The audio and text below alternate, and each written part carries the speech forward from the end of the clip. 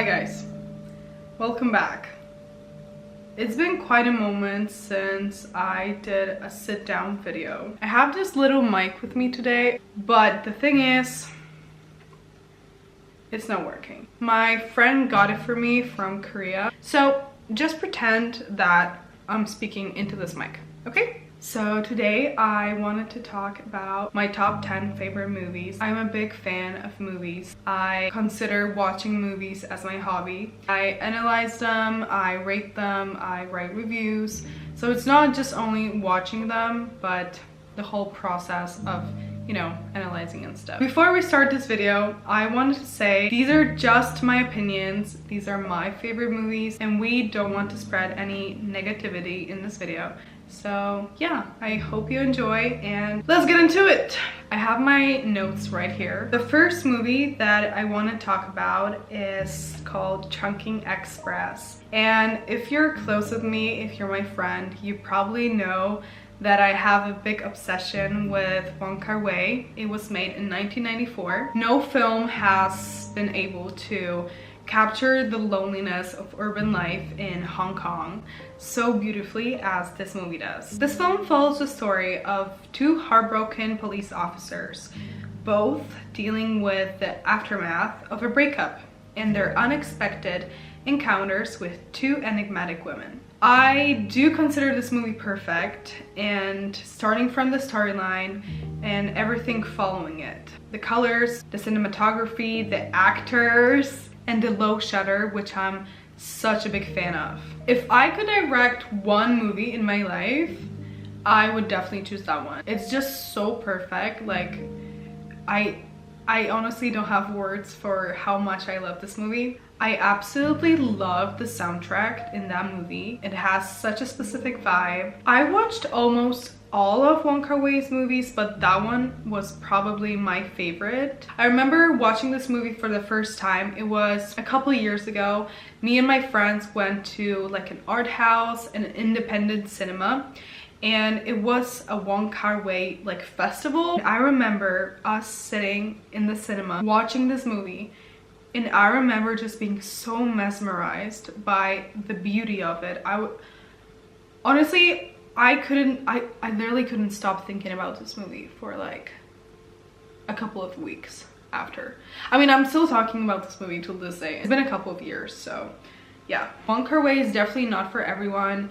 I think that makes him even more unique. Also, my professor last year told me that I'm like a Wong Kar-wai girl, and that compliment stuck with me because it was like, are you kidding me? If you're a Wong Kar-wai fan too, I love you. I could talk about his art for literally hours. The next movie I wanted to talk about is called Cinema Paradiso. It's a movie from 1988 and it was directed by Giuseppe Tornatore. There are so many wonderful films about relationships, but how many of them really accurately display the feeling of falling in love for the first time, or even having your heart ripped out for the first time? This movie literally felt like my first heartbreak and my first love at the same time. This movie is a classic, an Italian tribute and a love letter to cinema. This film follows Salvatore, or Toto as he is known in the movie, a young kid in a small Italian town who grows up and slowly befriends his cinema projectionist Alfredo. The projectionist lets a young Toto into his projection booth and inspires his love for cinema. This film is actually told through a recollection of memories, as we first are introduced to Toto as an older man, an established filmmaker who sadly receives the news that his old friend passed away. The news has him go back to his memories of growing up in the small town and how much he loved cinema. What's so delightful about this movie is how relationships change us. It foregrounds all different kinds of love: romantic love, love in relationships, love for cinema. This film ultimately is about love. With great love can come great pain. Because how do you know how much you care about something unless it's taken away from you? And I feel like Cinema Paradiso does such a great job at capturing the essence of that. Especially the ending, which if you haven't watched that movie, I'm honestly so freaking jealous because I would do everything to watch this movie again for the first time.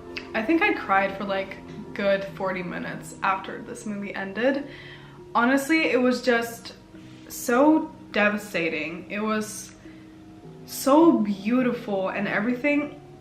I don't even know how to explain the feeling of it. If you haven't watched that movie, this is a must, and I mean it. The next movie I'm gonna talk about is called Past Lives.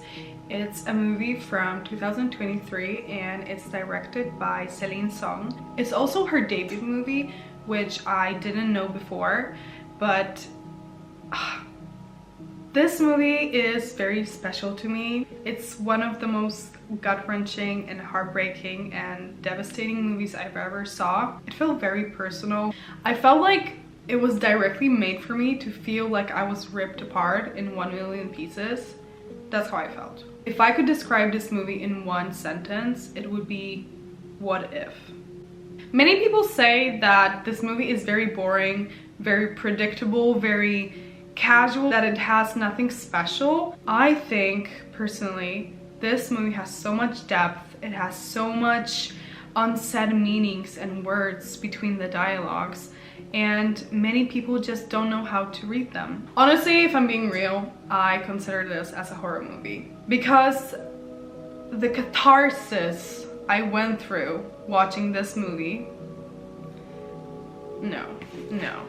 Like, the realistic nature and pace may throw some people off because we go to the movies to escape reality. However, this movie shoves it right back into your face. Hence why I think many people found it boring and underwhelming. The plot of this movie is very simple. It's about two childhood friends who reunite after decades apart. I also love that there's no lust in this relationship. It's very pure, it's very real, it's very new, and it's not a sad movie. I think that because it's so real and so raw and so personal to many of us, it's just scary, honestly.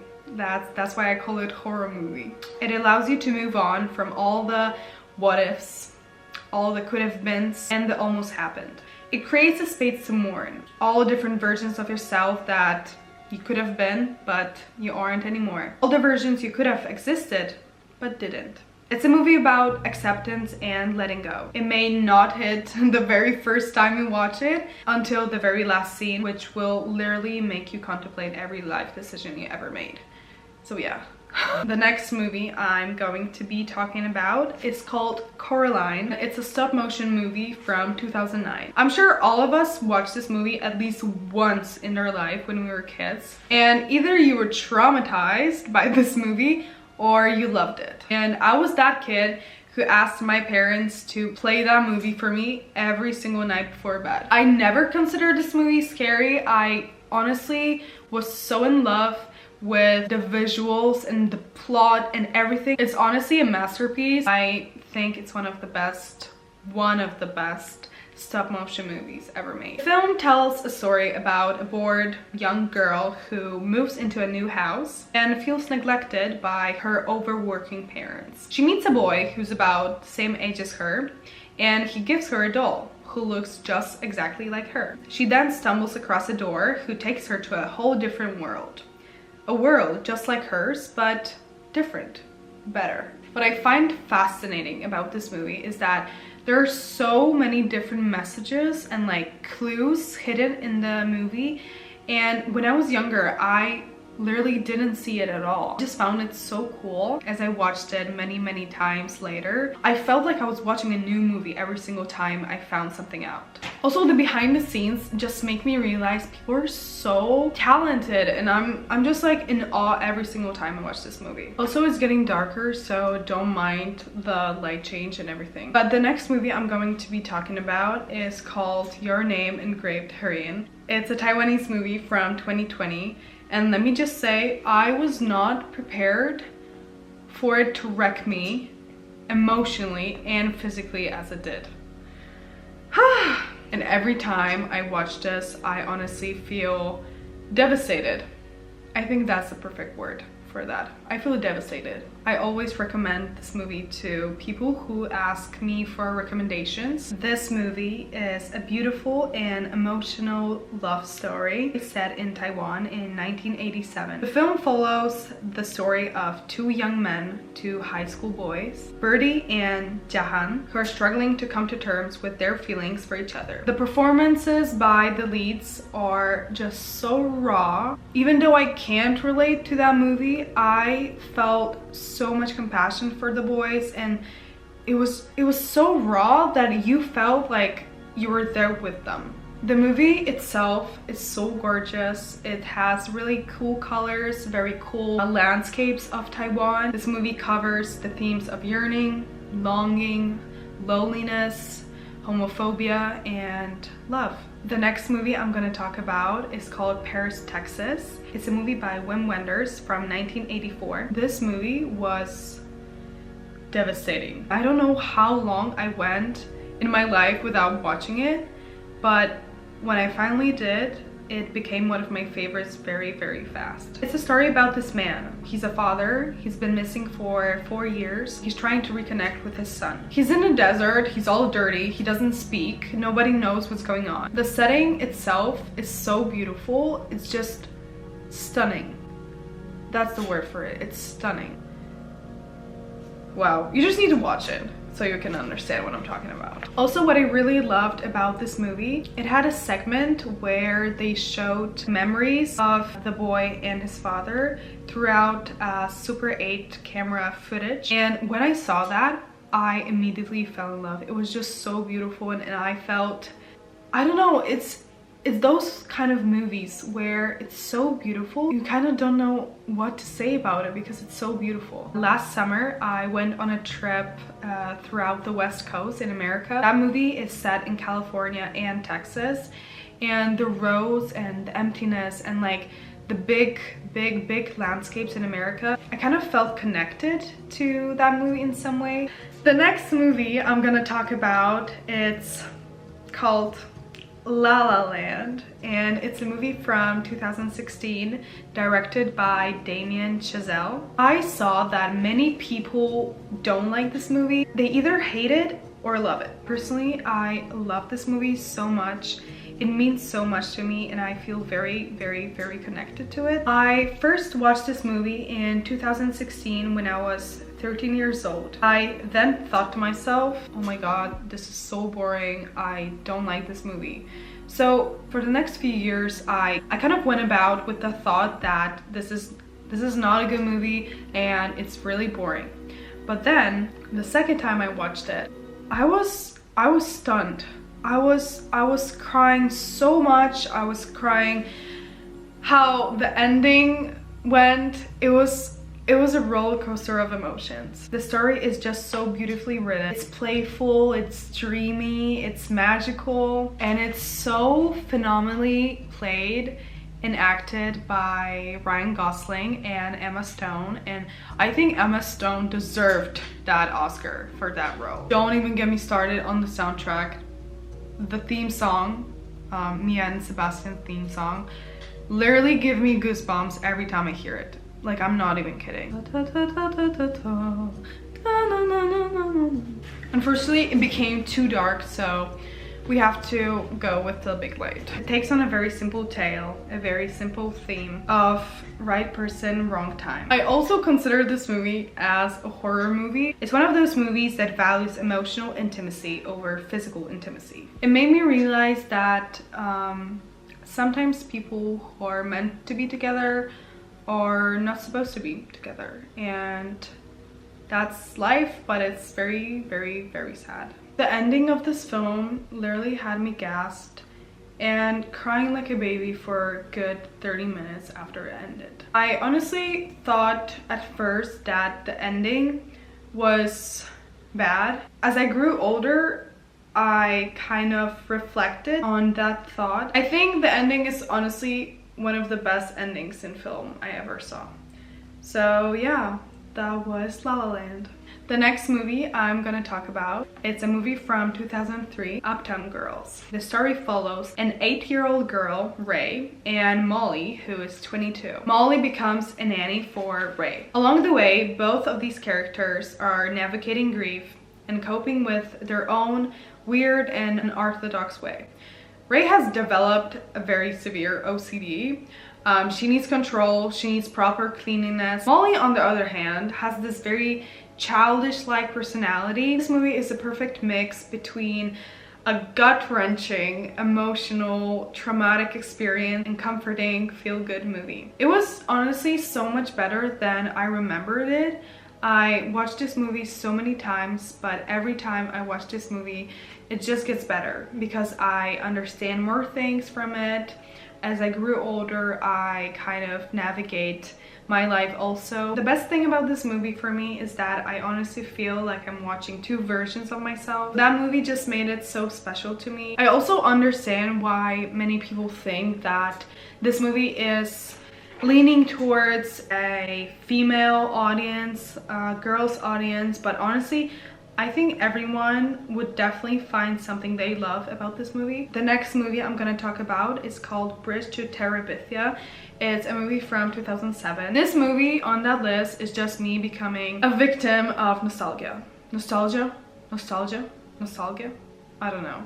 Nostalgia. I put this movie on that list because it reminds me so much of my childhood. It was one of my favorite movies growing up, and this list would have just felt very empty without that movie. When I watched this film, I honestly feel like I traveled back in time to 2009. If I'm being completely honest, this movie traumatized me as a kid. This movie is about Jess and Leslie, two middle school kids, outcasts, who create a magical world of Terabithia. The magical world is just an escape for them because both of them are relentlessly bullied at school. These are some heavy issues for a kids movie, which I didn't really pay attention when I was younger, but as I grew up and watched this film again and again, I was like, oh, that's a kids movie. It's definitely more on the my kid is gonna be traumatized, and I was traumatized by this movie. The last movie I'm gonna talk about is a classic rom-com movie from the 90s called 10 Things I Hate About You. These are the type of movies that I enjoy the most.